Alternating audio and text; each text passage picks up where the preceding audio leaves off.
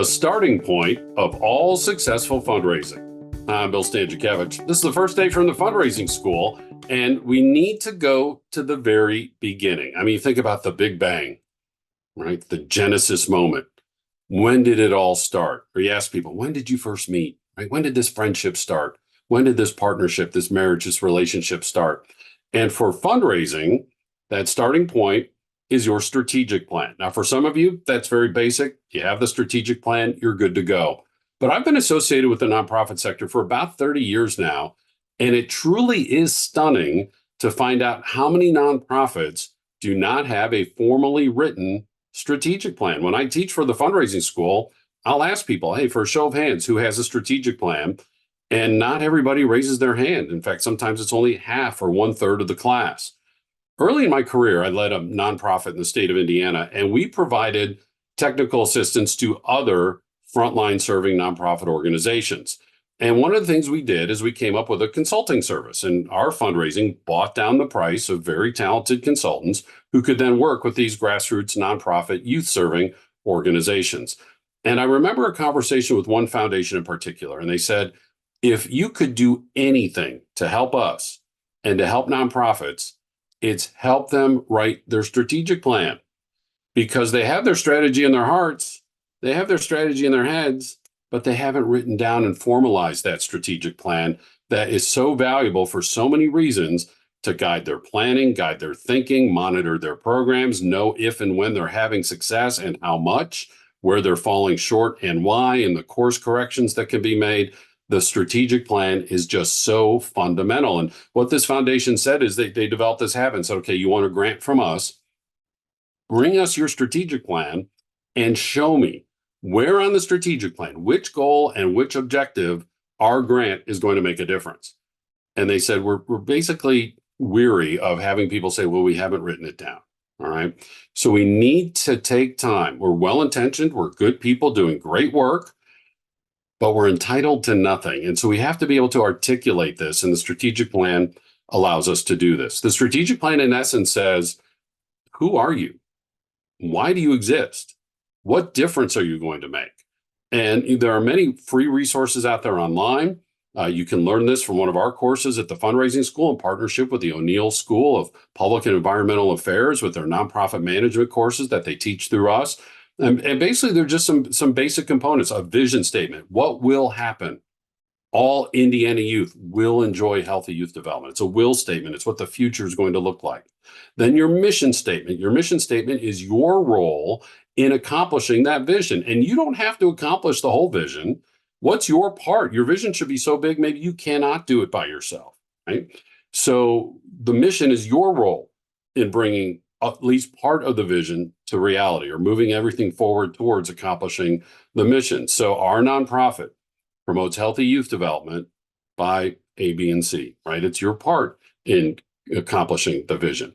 Then we have declarations. And please don't say, we value honesty.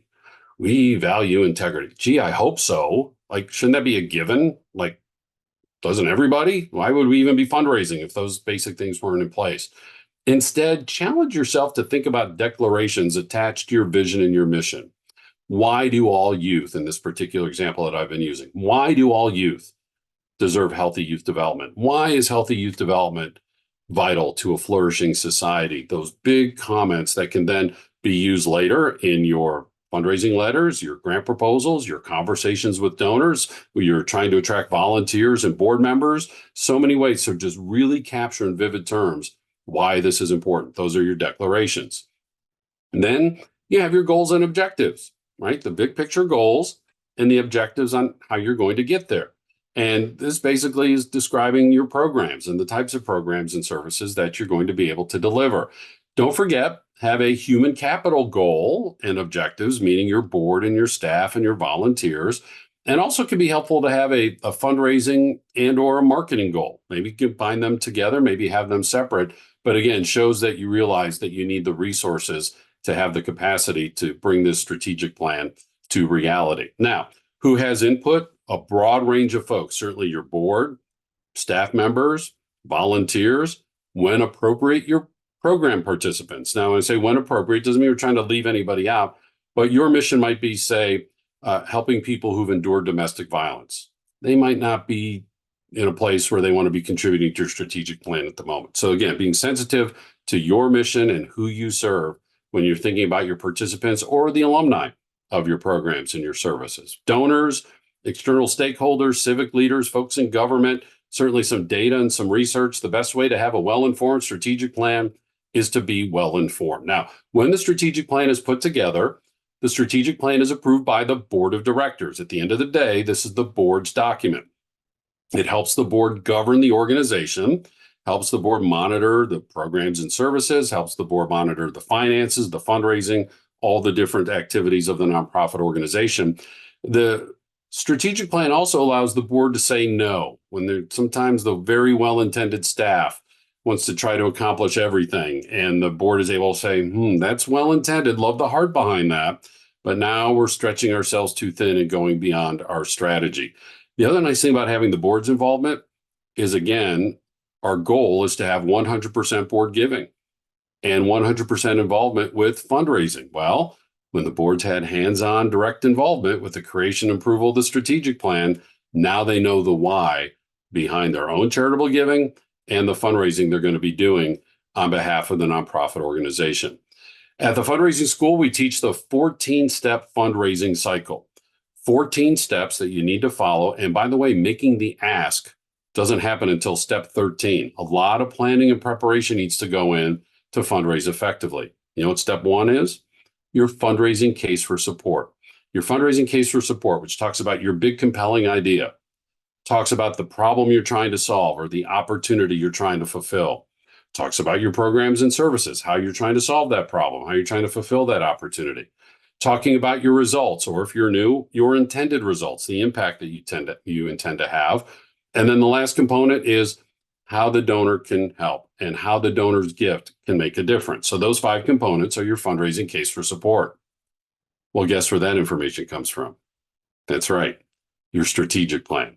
So that's why the strategic plan is that big bang, the genesis, the starting point, the step 1, the first toe in the water. Pick your metaphor, pick your illustration. It's all the same thing.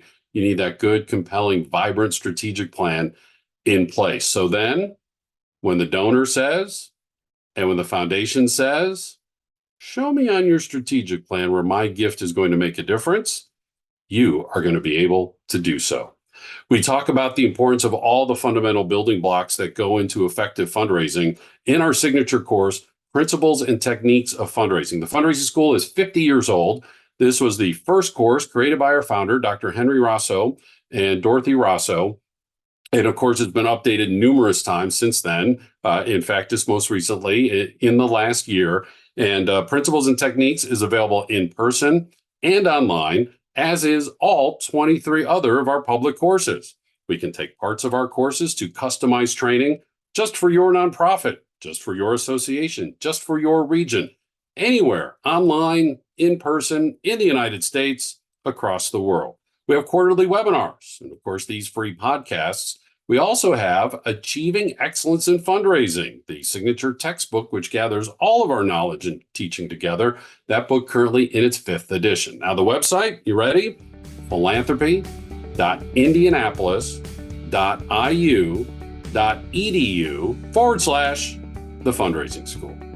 Our producers today are Jennifer Boffman and Mike Anthony. I'm Bill Stanczykiewicz, and now you are now more fully informed on this first day from the Fundraising School.